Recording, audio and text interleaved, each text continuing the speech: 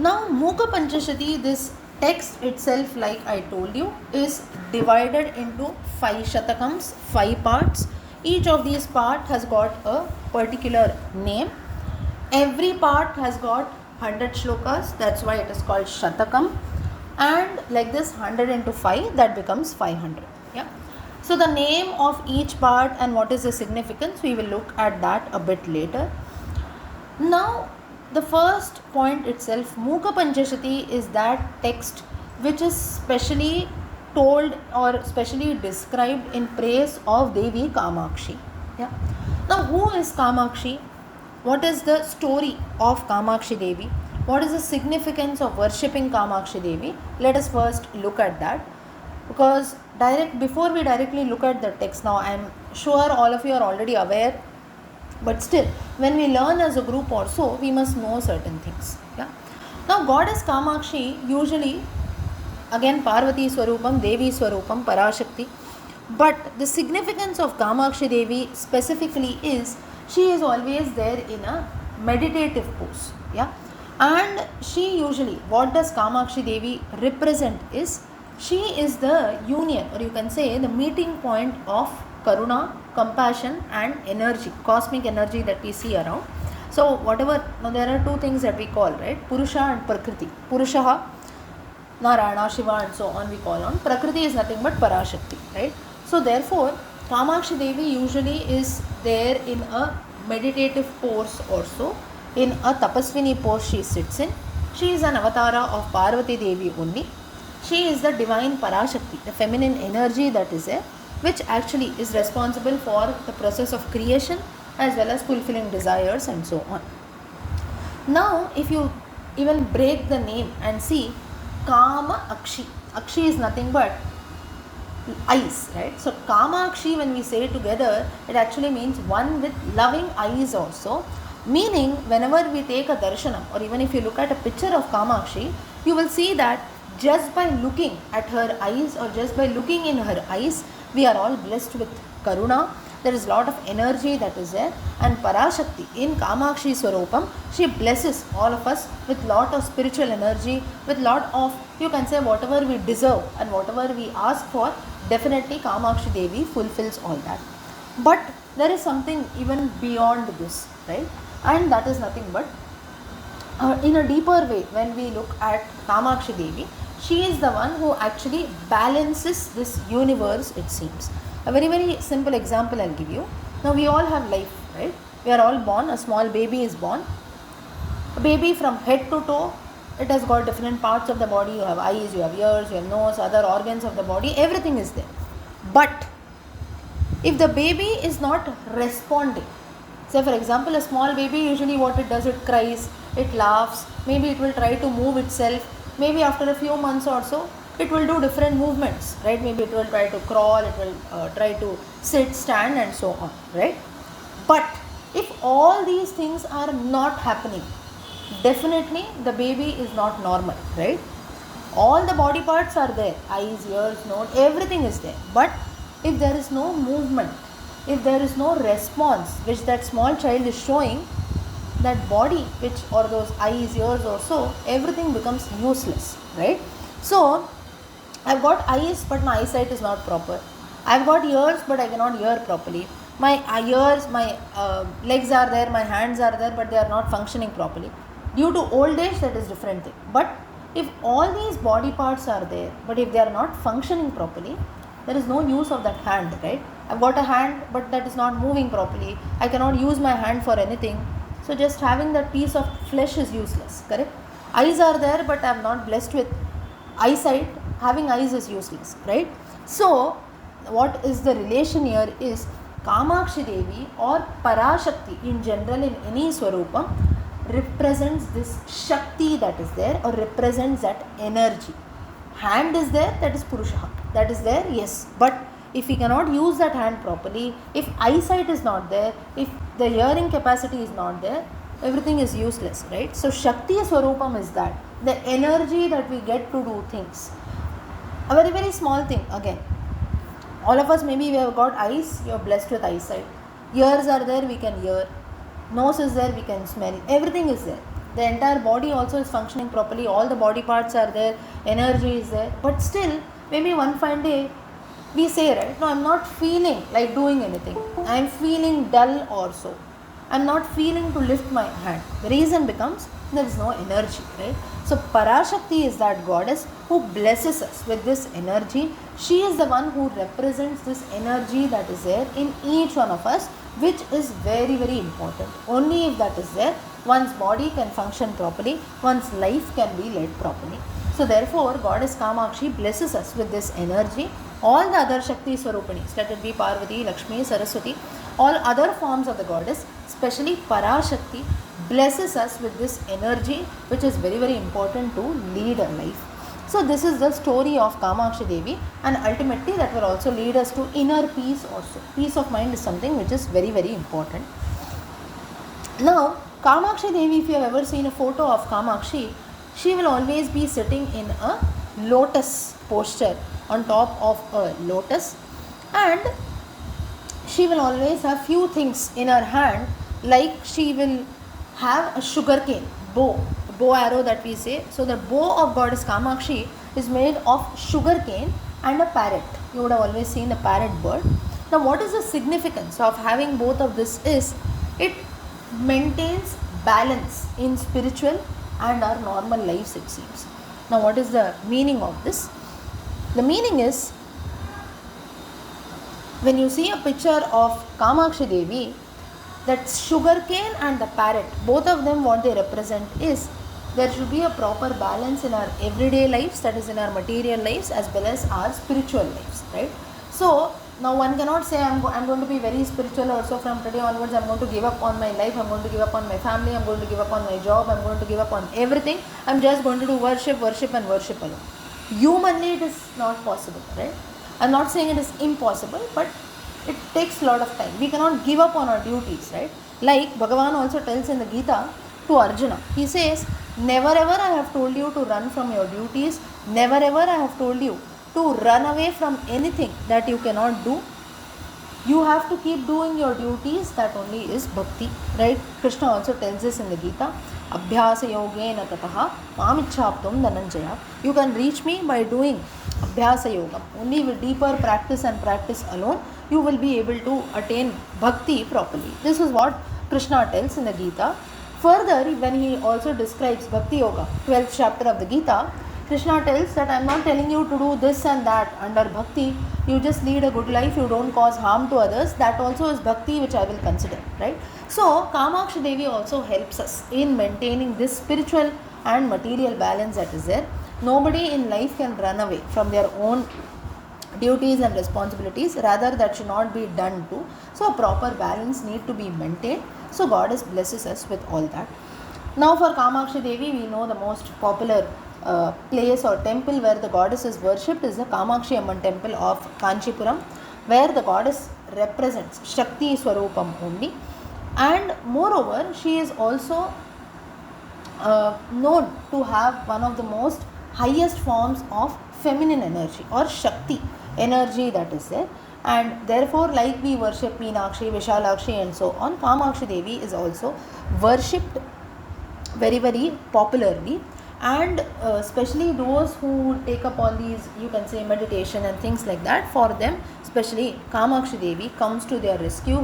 She will always be there to protect her devotees, especially in the Shakta tradition. Now what is the Shakta tradition?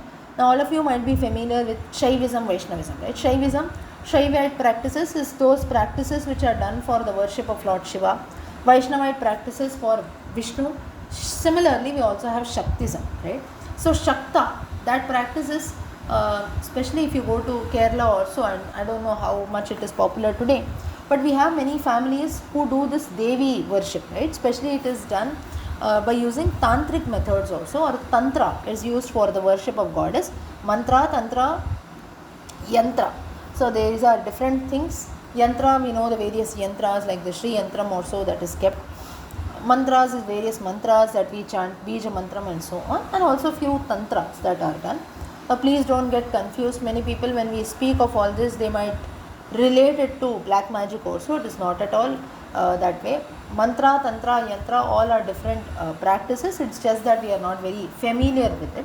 So Shaktism is also a very, very popular way of worshipping the goddess. That's the reason why those who do Kamakshi worship or especially Devi worship, they will all use lot of mudras while they do their worship, because that is what is done in Shaktism. Right? Now coming back to the story of Kamakshi, like I told you, the name itself is one with loving eyes also. Now the story of Kamakshi comes in many texts, many of our Puranas and so on. Yeah. Now the goddess who is worshipped in Kanchipuram, now there are different variations in which she is referred to. We call her as a Kamakshi Amman, we just call as Kamakshi Devi, or even simply Kamakshi and so on. Now Kamakshi Devi is also said to be a Swarupam of Lalita Tripura Sundari or goddess Lalita, wherein we know how Bhandasura was destroyed by the goddess and Asura.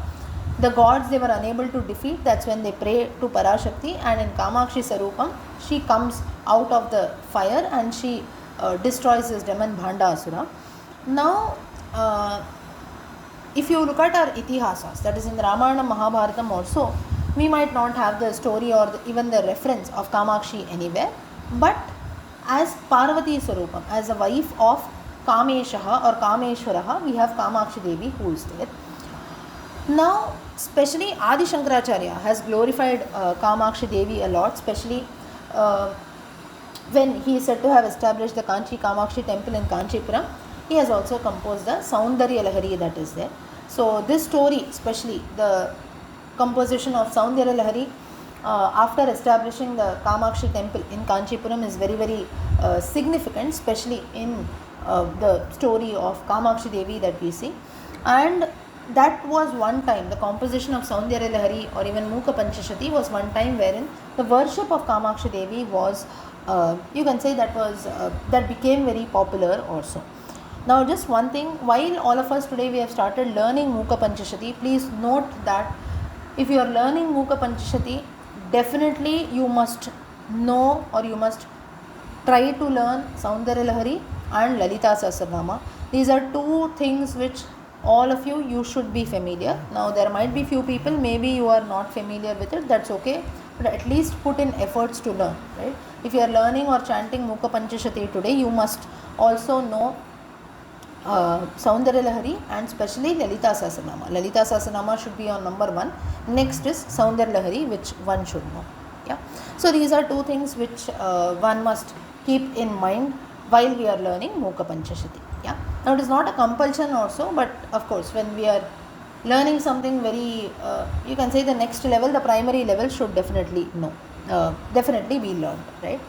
Now like I told you, Kamakshi Devi, she sits in a lotus poster also having 4 arms, each of those arms a sugarcane bow in one hand, arrows that are there which are flower arrows. She's got a noose. Noose is to control all kinds of negative forces that we tie around the neck, right, whenever we need to hang someone also. So that is that noose. And also a goad. Now what is a goad? If you see, G-O-A-D, goad. Now the meaning of this is, it is maybe to trying to stop someone from doing something wrong. So that is the significance of Kamakshi Devi. Like if you see in the picture of Kamakshi, you can see how she puts a stop to that. So those two things that are there, like a noose and a goad, they are that, I'll not say like an astram. Usually it is to stop us from doing all kinds of wrong things that are there, or maybe to remove obstacles and guide devotees on the right path. So the sugarcane bow that is there, it is actually representing sweetness or the power to attract things.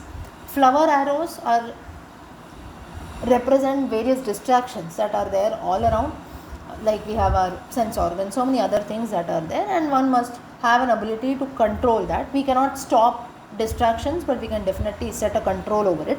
Then a noose, like I told you, to control negative forces, and a goad. Goad is actually that power to remove obstacles which are there in the life of bhaktas and to guide devotees. So this is how Kamakshi Devi carries 4 things in her hands.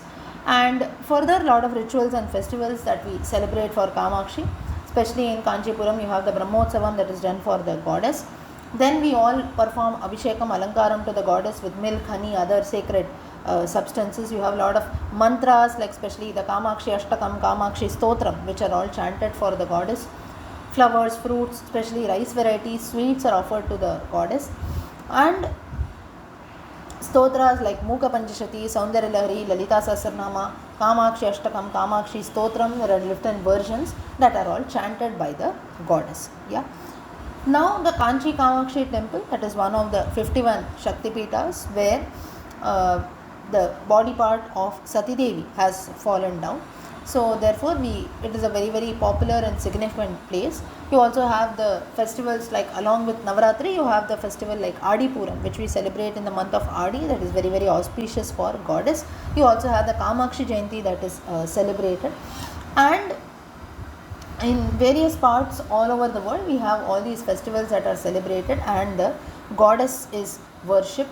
Even during the other Navaratris that are there, apart from the famous Sharan Navaratri that we celebrate, during the other Navaratris also, goddess is worshipped. Yeah.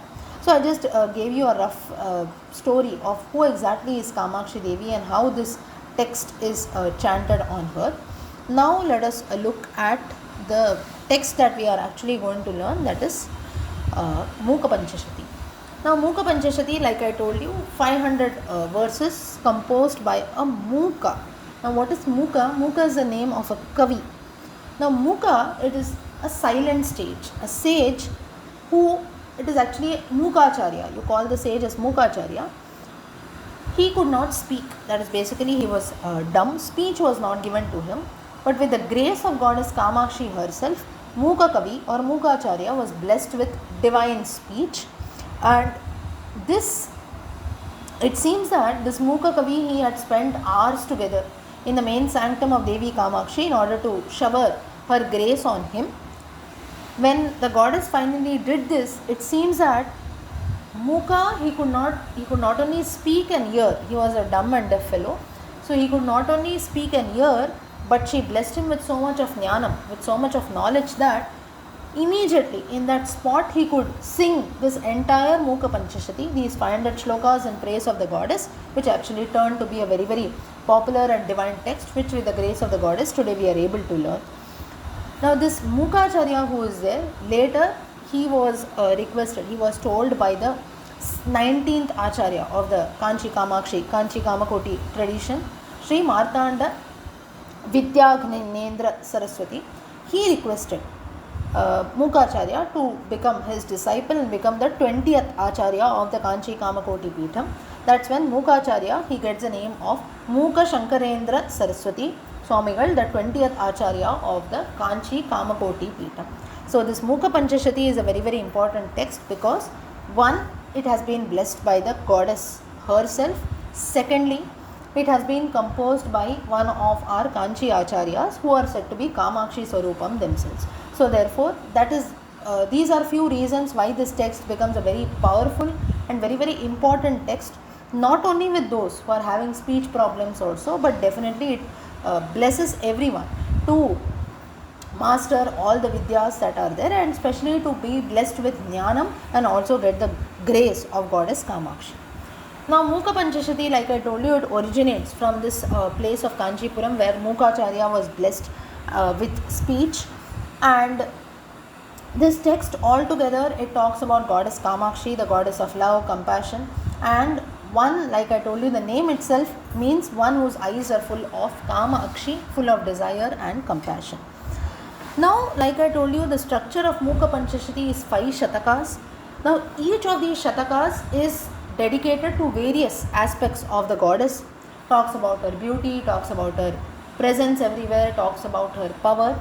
And especially this work, you can say it revolves around Advaita, right? Advaita Vedantam, which has been told by Adi Shankaracharya.